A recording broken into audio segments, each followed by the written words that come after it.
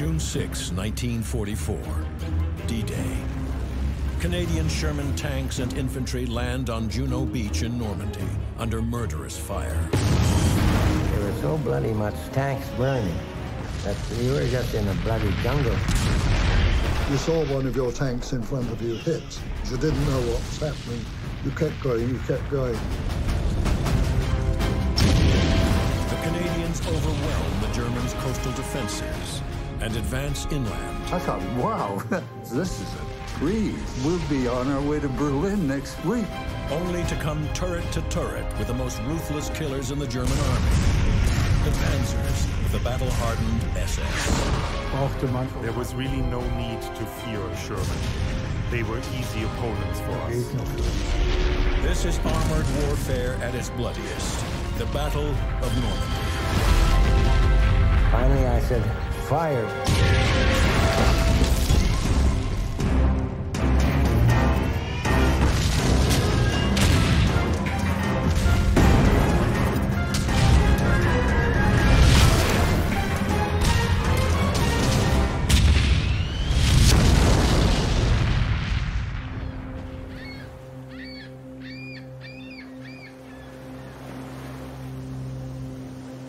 Juno Beach. 8 kilometers of gently sloping shoreline along the coast of Normandy. In the late spring of 1944, this was one of the beaches where the greatest amphibious operation in history took place. The Allies' all-out attack on Hitler's Atlantic Wall.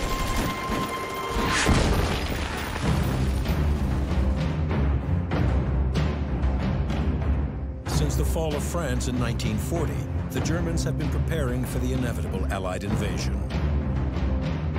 Building a 5,000-kilometer chain of fortifications stretching from Norway to the Spanish border. This Atlantic wall is considered impregnable, with kilometers of concrete bunkers, tens of thousands of mines and anti-tank obstacles, and protected by over 3,000 big guns.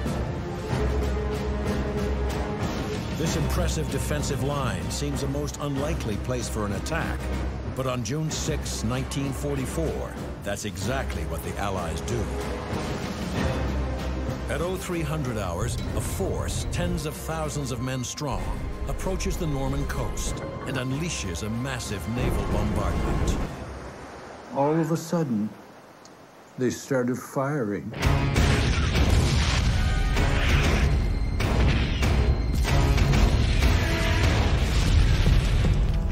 There was a British cruiser right behind us, and these 6-inch guns fired right over our heads.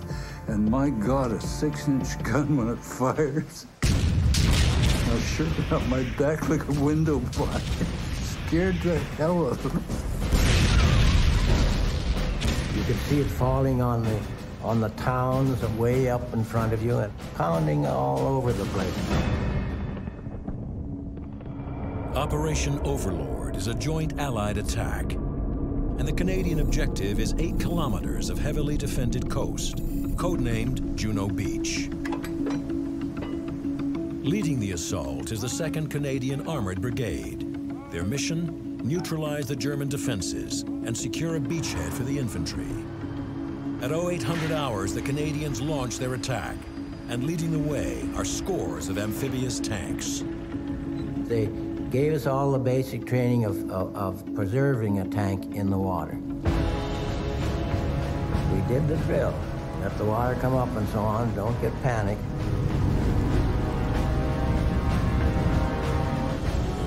First man that gets out is the driver. Stands on the back after you got to steer this bloody thing, see?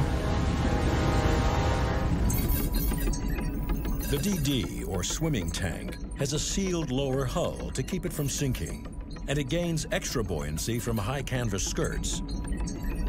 But its most unique feature is its duplex drive, twin propellers that push it along at a speed of almost 4 knots. The DD is an ungainly 30-ton monster and is slow and hard to maneuver in rough seas. The skipper said, okay, we're going on the run-in, be prepared. In we went. course, it's an awkward bloody thing to steer because it doesn't work very well in the tide and the wind, and it was an awfully rough day. The 5-kilometer run into Juno Beach is harrowing and lethal. High waves sink the tanks, as do underwater mines.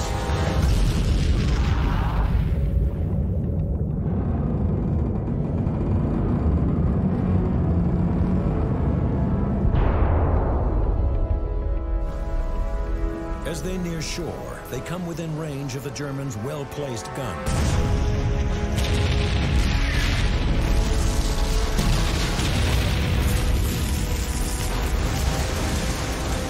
Of the 67 tanks launched from the landing craft, 11 never reach shore.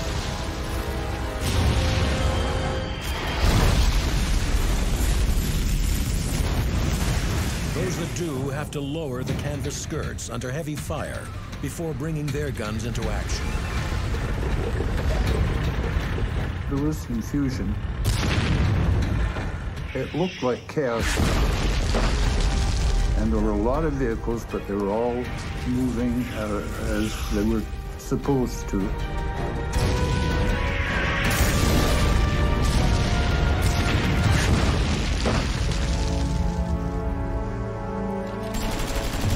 During the first hours of the battle, the Canadians lose hundreds of men and 19 tanks. I saw Canadians lying on the beach, some of them with stuff thrown over them.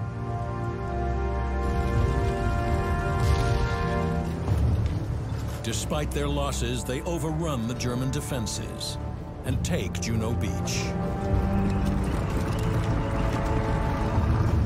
By the end of D-Day, the Allies have breached Hitler's Atlantic Wall along 80 kilometers of Normandy coastline and have begun their advance inland. Their strategy is to encircle and destroy the German forces in occupied France. The Americans are to swing west, while British and Canadian forces head south toward their next objective, the strategically important city of Caen.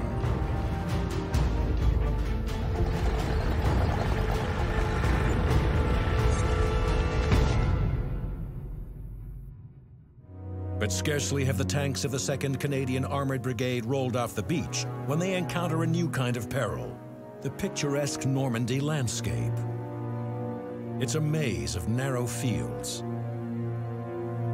5-meter-high hedgerows, and sunken lanes.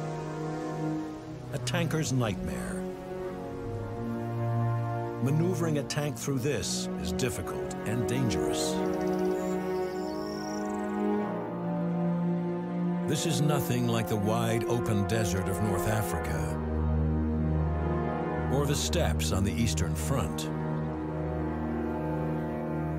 In Normandy, the fighting is at close range, making surprise absolutely vital. The first idea you get is, for Christ's sake, get out in the field and start moving.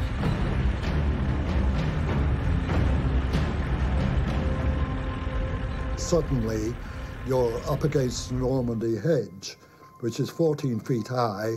It's on a 2-foot-high bank. You go crashing through it.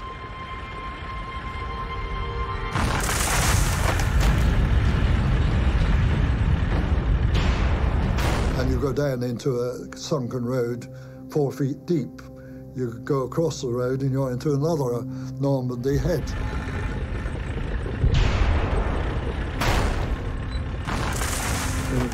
Very difficult to get into and very difficult to get out of. And you can get hung up in the hedge and you're totally vulnerable at that point. But if you don't have a plan, you'll get nailed. Because the enemy always has a plan. D-Day +1. Despite the difficult terrain, Canadian tankers of the 2nd Armoured Brigade make steady progress towards Caen. And as the battle enters its second day, they encounter a column of 9 German Panther tanks.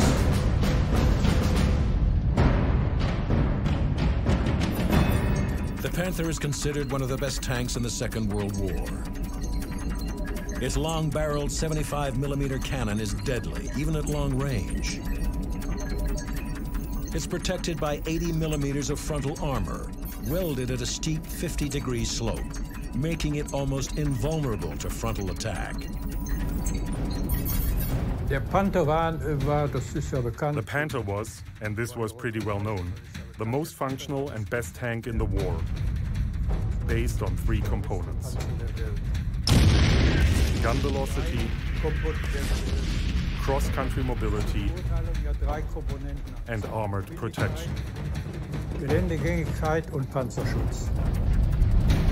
But those advantages won't help these Panthers. Their frontal armor won't do them any good. They're side-on to the Shermans and highly exposed.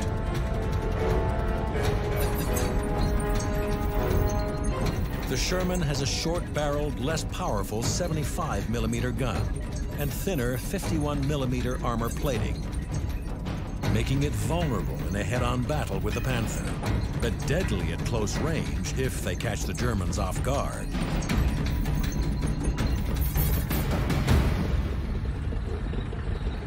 For wireless operator Phil Lawrence and the other rookies of the Sherbrooke Fusiliers, this will be their first head-to-head encounter with the enemy.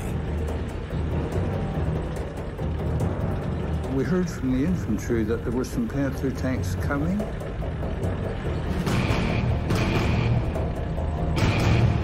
And the tanks were fairly close. They're about 900 yards, 1,000 yards away. And meanwhile, I'm trying to wake up my gunner.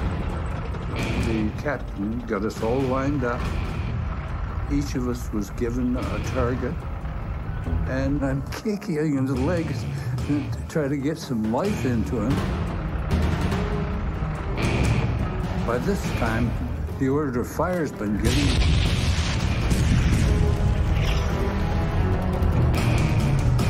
And my gunner is fast asleep.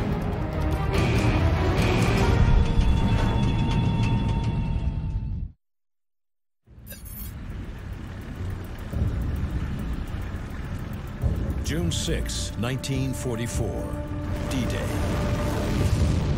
Canadian tanks and infantry land at Juno Beach in Normandy under intense fire.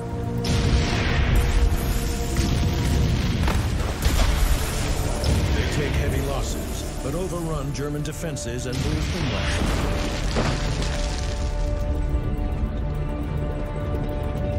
The Allied plan is to encircle and destroy the German forces in Normandy, with the Americans swinging west, while British and Canadian forces push south towards the strategically important city of Caen.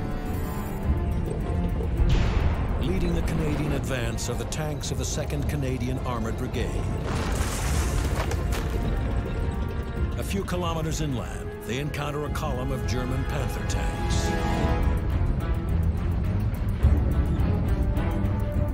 The tanks were fairly close. They're about 900 yards, 1,000 yards away.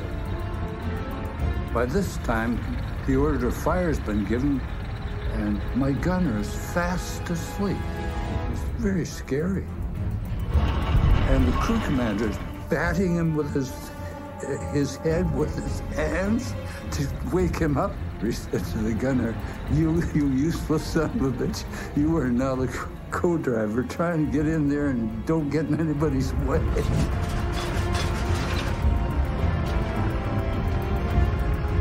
And finally, he traversed around and fired. You know, the tank was up on its springs, and the gun recoils and runs out, and the turret fills up with fire and smoke, makes a tremendous row. It was very scary. It wasn't so much a battle as it was an ambush. Those poor buggers never knew what hit them. I mean, one minute they're riding along, one behind the other, and the next minute, you know, everything's on fire. They fought them in a way that we thought was kind of stupid. They used to sit side on. The Panther has just 50 millimeters of side armor, about half as much as it has in front. Head on, a Panther can withstand almost any Allied attack, but catch it side on at a close range, and it's very vulnerable. We could knock them off easily. All 9 Panthers were knocked out like that.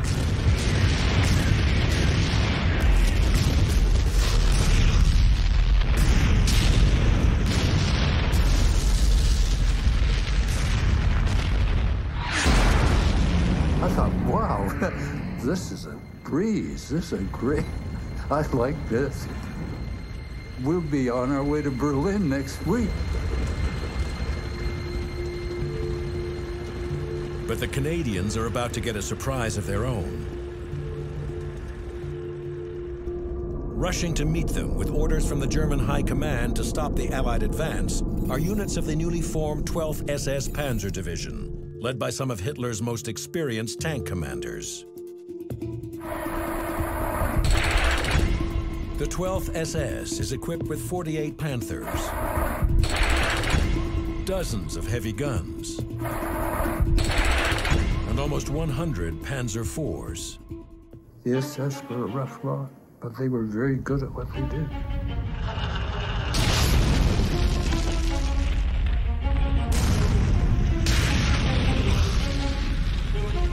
If you make a mistake, they'll kill you. We knew that it was our duty as soldiers of the German Wehrmacht to serve, whether we thought it would be successful or not. This was none of our business.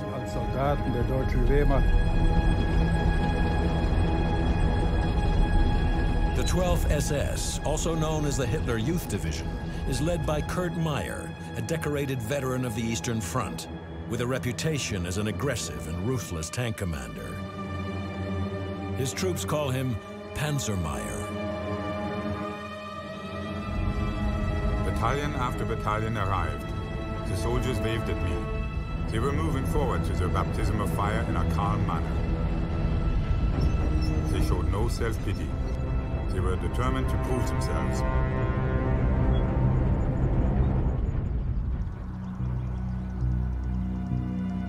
D-Day +1. Kurt Meyer and his panzers take up positions in the historic 12th century Abbaye d'Ardenne. There in the monastery gardens, the 12th SS Panzer Division lies in wait for the tanks of the Sherbrooke Fusiliers, who are supporting the North Nova Scotia Highlanders, slowly advancing en route to Caen. From high atop the Abbey Tower, Kurt Meyer can see them coming. He climbed up the tower of the Ardennes Church. The abbey is 67 meters above sea level. The church itself is 26 meters high. He was able to see all the way to the western end of Juno Beach. The terrain as far as the coast was spread before me like a sand table. The whole expanse looked like an anthill. He noticed the Canadian troops advancing. I then saw what was happening. My God, what an opportunity. I issued orders to all battalions, the artillery and the tanks. Fire on my command only.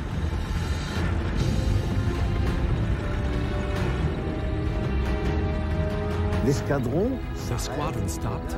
They had snacks. They ate.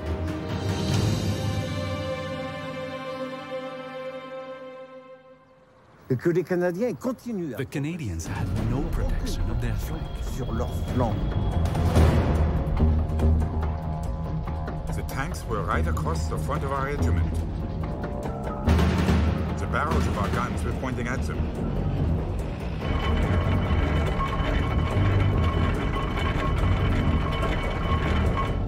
Then I gave the signal for the attack. All of a sudden, bang.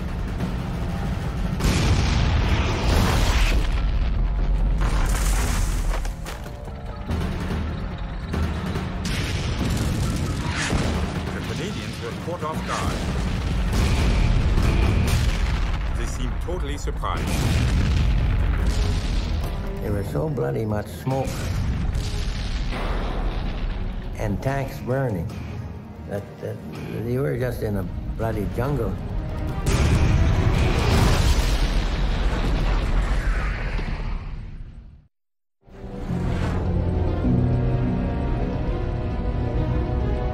D-Day +1. Over the last 36 hours, the Canadian 2nd Armoured Brigade has broken out from their Normandy beachhead and begun to battle their way inland.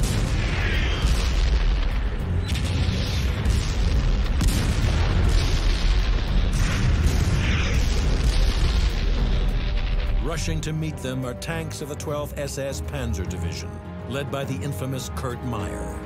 His forces take up position in the Abbaye d'Ardenne. There, the 12th SS set a trap for the tanks of the Sherbrooke Fusiliers, now slowly advancing toward the city of Caen. All of a sudden, bang. From then on, the battle started.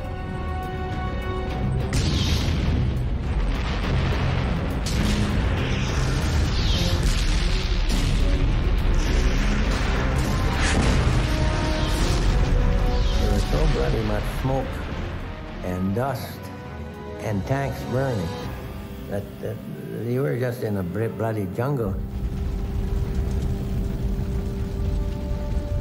The Canadians are caught by surprise. Within seconds, the lead tanks of the Fusiliers column are destroyed. Our commanding officer needs some more strength forward, and he asks my squadron commander to send up a troop of tanks, 4 tanks.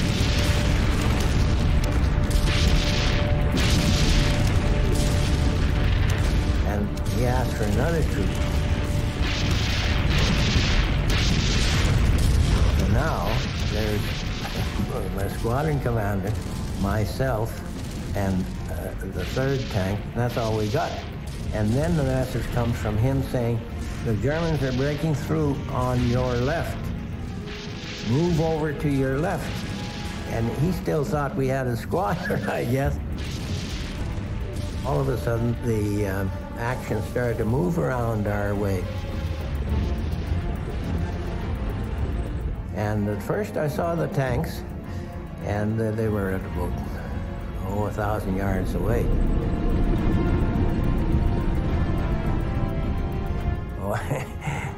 Each one of us, you had the jitters every time you saw the buggers because the gun was so much superior.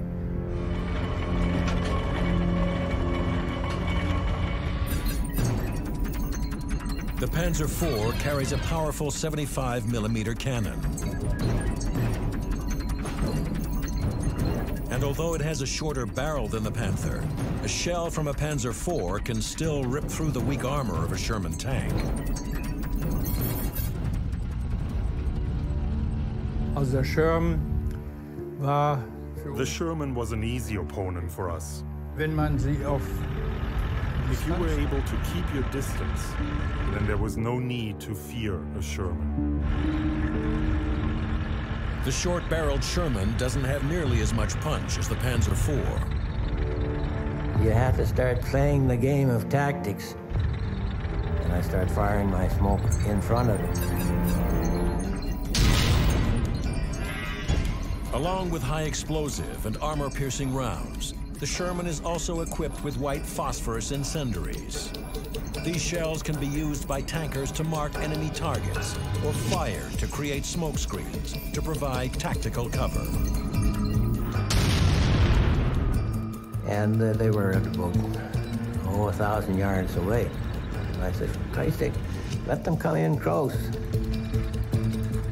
And watch the right-hand corner where I just put down the smoke, because you may see something come around the corner there, taking a look at us. And sure enough, you see a tank just sticking his nose around, looking, trying to get some view.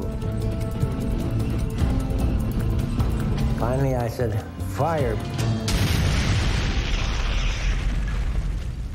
And I hit him at about, it must have been in 800 or 900 yards, I guess.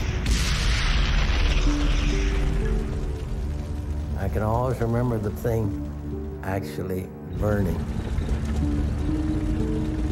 It's Radley Walter's first tank kill. By war's end, he will have 17 more, and recognition as Canada's leading tank ace. But on this day, the Canadians take a beating. They lose 28 tanks, 110 men killed, and 128 taken prisoner. 18 of the captured are delivered to a terrible fate. The first group, which was mostly the North Nova Scotias, were brought to this courtyard here. These Canadian soldiers would have come up these stairs and into this park. They came along here.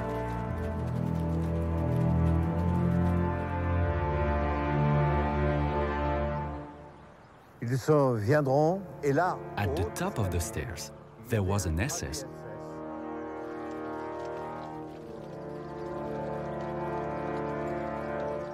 Who would kill each one with a bullet in the back of the neck.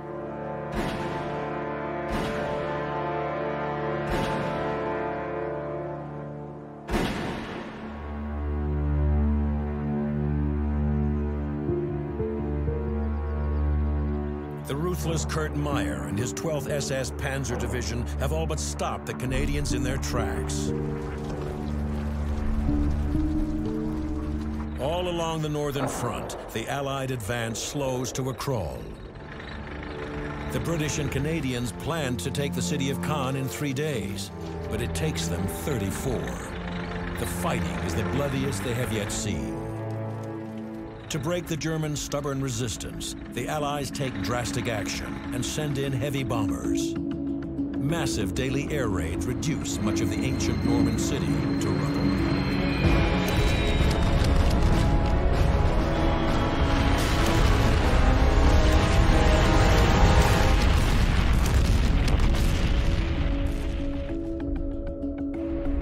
What happened was that Caen City was totally obliterated. On July 9th, D-Day plus 33, the Allies finally enter Caen. Our tank advanced down one of the main streets of Caen, only to find that we were driving into huge multiple bomb craters. Some of them were so big that the Sherman tank, which is 11 feet high, was actually going down underground. On one occasion, we came to a total stop, and I got up on the top of the tank, and I couldn't see where would be the normal ground level.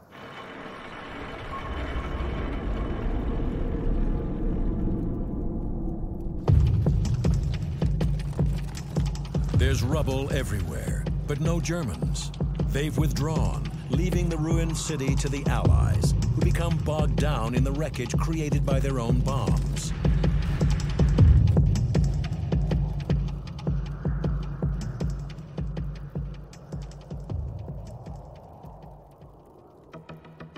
The Germans have retreated south of Caen, digging in along a 5-kilometer stretch of high ground known as Verrières Ridge. The ridge rises 30 meters above the lowlands, making it an ideal defensive position for the Germans.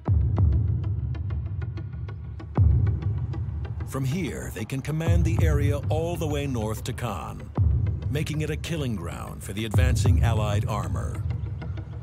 The Germans deploy their arsenal, including 72 88mm anti-tank guns, 40 Panthers,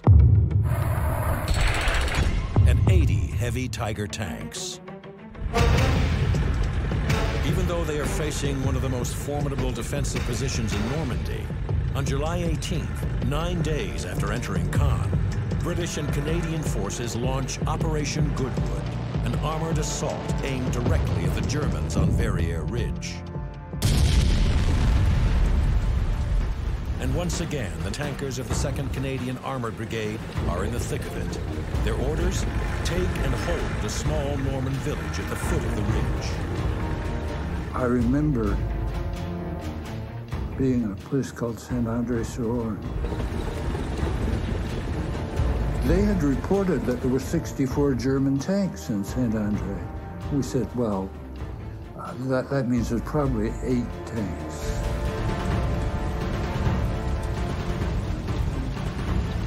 We tend to divide about 1/8 of what they reported. So we thought to be safe we'd send in 12. It was raining and you couldn't see very well. Very hard to make anything out. We got in there and by God, there were 64. There were tanks everywhere.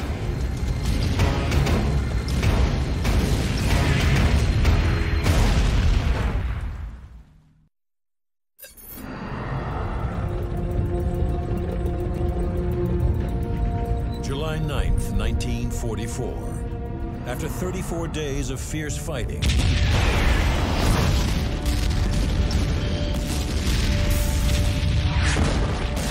battered British and Canadian forces finally enter the heavily bombed Norman city of Caen.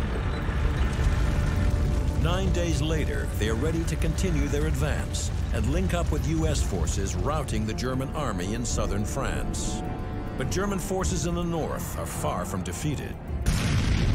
8 kilometers south of Caen, they dig in along Verrières Ridge with masses of anti-tank guns and hundreds of tanks. The ridge is now one of the strongest defensive positions in France. July 18th, 1944. Combined British and Canadian forces launch Operation Goodwood, aimed at driving the Germans off the ridge.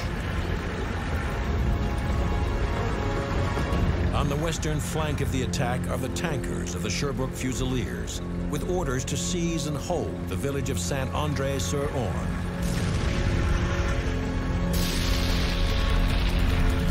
They had reported that there were 64 German tanks in Saint-André.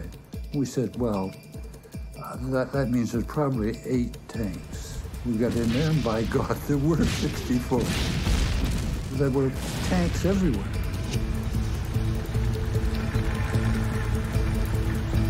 And we couldn't get organized to take them on.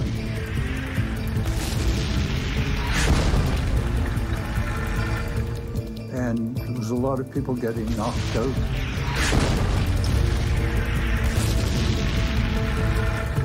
It was raining and you couldn't see very well. Very hard to make anything out. We seemed to have lost touch with everybody. We decided we better try to find a safe position and some targets.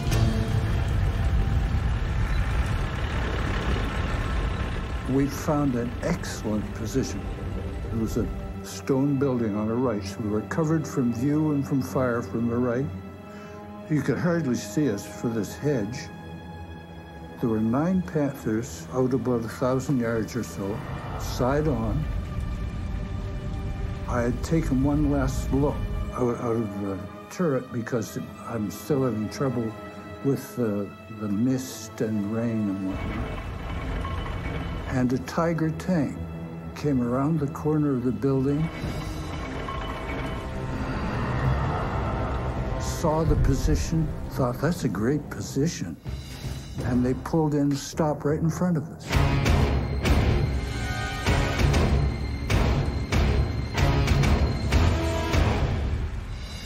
It was just the scariest damned apparition I've ever seen. Just loomed up like that. We were almost touching one another. So I had an AP up the spout. I fired that and hit him. It just bounced off. And after that, we just fired a high explosive as fast as we could. About that fast.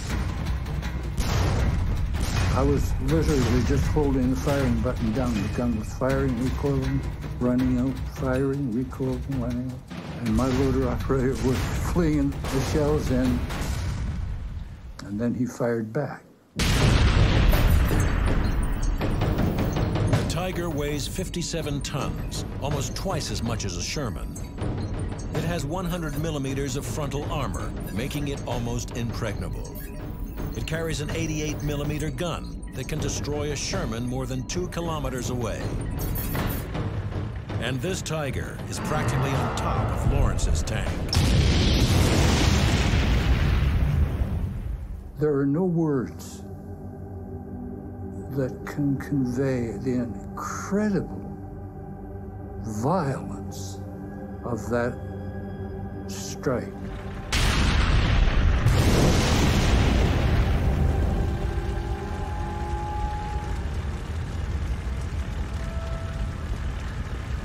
The AP shell that hit our turret, it looked as if someone had taken a torch and just burned the channel front to back. Drive reverse, hard right. And our co-driver was driving, and he wasn't a very good driver.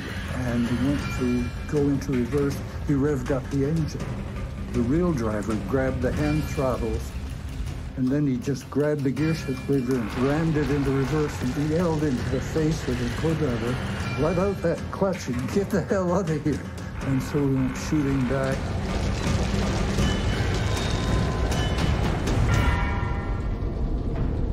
The Sherbrooke Fusiliers lose half their tanks and are forced to retreat. Other units suffer similar losses and pull back. Operation Goodwood is a disaster. The British sent 800 tanks across that open ground just south of Caen, and 400 of them were knocked out. The Germans were up on the Bourguebus-Verrières ridge and were able to see for miles and miles. And along those miles, the Germans were entrenched in farmhouses, hidden away with their big guns, able to see everything that moved, able to cover the whole area with their 88 millimeter, their famous anti-tank guns, which were anti-aircraft guns, supposed to fire at aircraft 20,000 feet up in the air, but firing at us 200 yards away.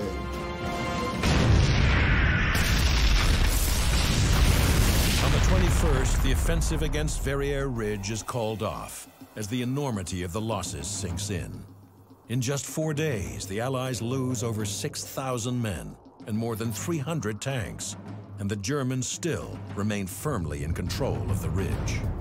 Now, our task was to go up that hill and find a way in which we could get through those German lines, which are now reported to be possibly one of the strongest defenses that the Germans set up anywhere in World War II. The Allies are desperate for a breakthrough. Canadian Lieutenant General Guy Simonds comes up with a bold and risky plan to take the ridge. Codenamed Operation Totalize, Simonds' plan calls for 400 tanks to quickly advance in 6 columns straight into the German defensive positions. And to reduce the effect of the German big guns, he will launch the attack at night. If one asks, what did one see? The simple answer is nothing.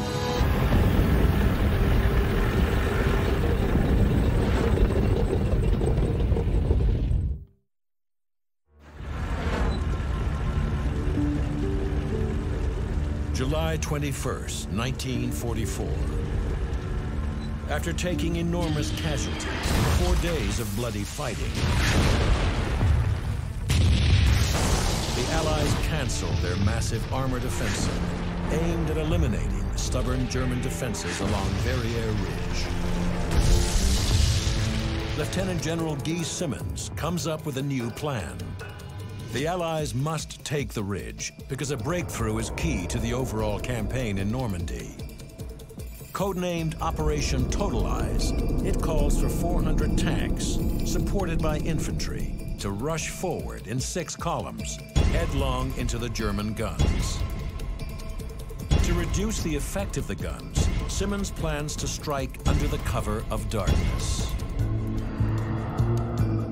A nocturnal armored operation on this scale has never been tried before, so Simmons orders his infantry and tanks to practice the attack in daylight over and over again. Getting ready for Totalize was basically about a week of really studying how to put it together. They put 1, 2, 3, 4. They made up 4 columns. Behind those 4 tanks, they put 4 more. Behind that, they put 4 flails. Behind that, another 4 flails. And then 4 companies of infantry in armored personnel carriers. Everything tracked, not one-wheeled vehicles at all. 11:30 hours, August 8th.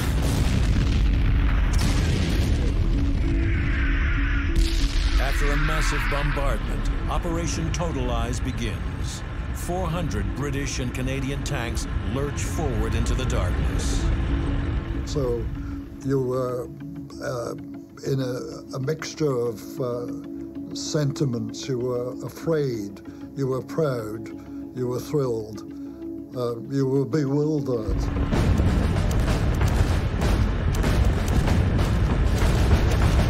The tanks stay close together, crawling slowly toward the ridge, following lines of tracer fire that point the way to each unit's objective. And all you saw was the red tail light of a tank in front. So you fixed your eyes on that red tail light and you followed for your life's sake.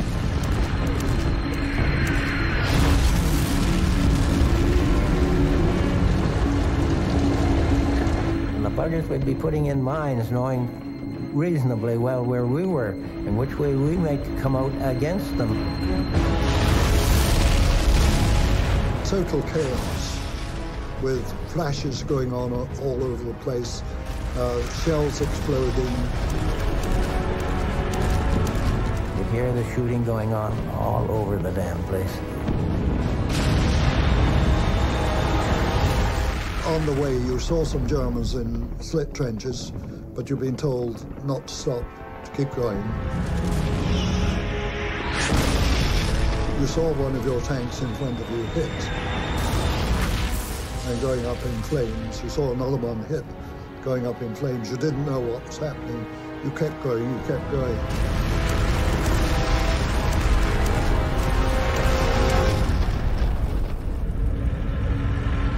By dawn on August 8th, Canadian and British forces have captured most of Verrières Ridge. By noon, the entire position is in Allied hands. Phase 1 of Operation Totalize is a success, opening the way for the Allies to advance and hook up with U.S. forces further south. On August 21st, after 2 more weeks of fierce fighting, the Allies finally complete their encirclement of the German army in Normandy. Those Germans who remained trapped inside the pocket are now easy prey for the Allies' superior air power. And for a while, this tremendous slaughter, you can only call it, went on. More and more bombers and fighter bombers attacked. The misery around us screamed to high heaven. Refugees and soldiers from the defeated German armies looked helplessly at the bombers flying continuously overhead. It was useless to take cover from the bursting shells and bombs. Concentrated in such a confined space, we offered once-in-a-lifetime targets to the enemy air power. Death shadowed us at every step. We stood out like targets on a range. It was impossible to miss us.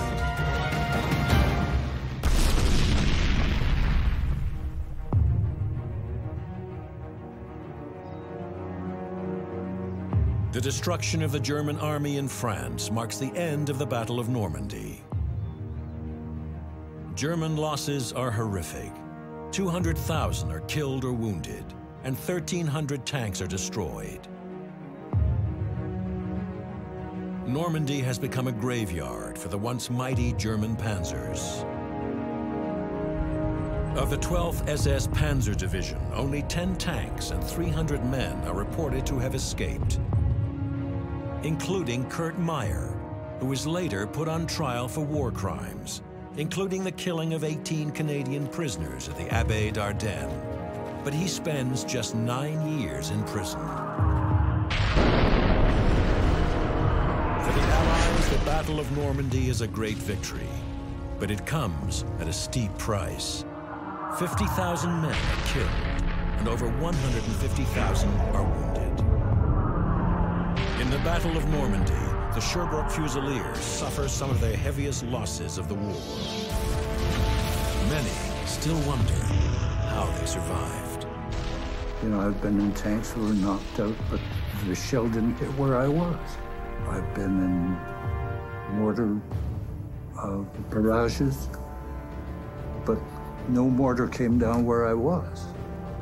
It's just dumb luck.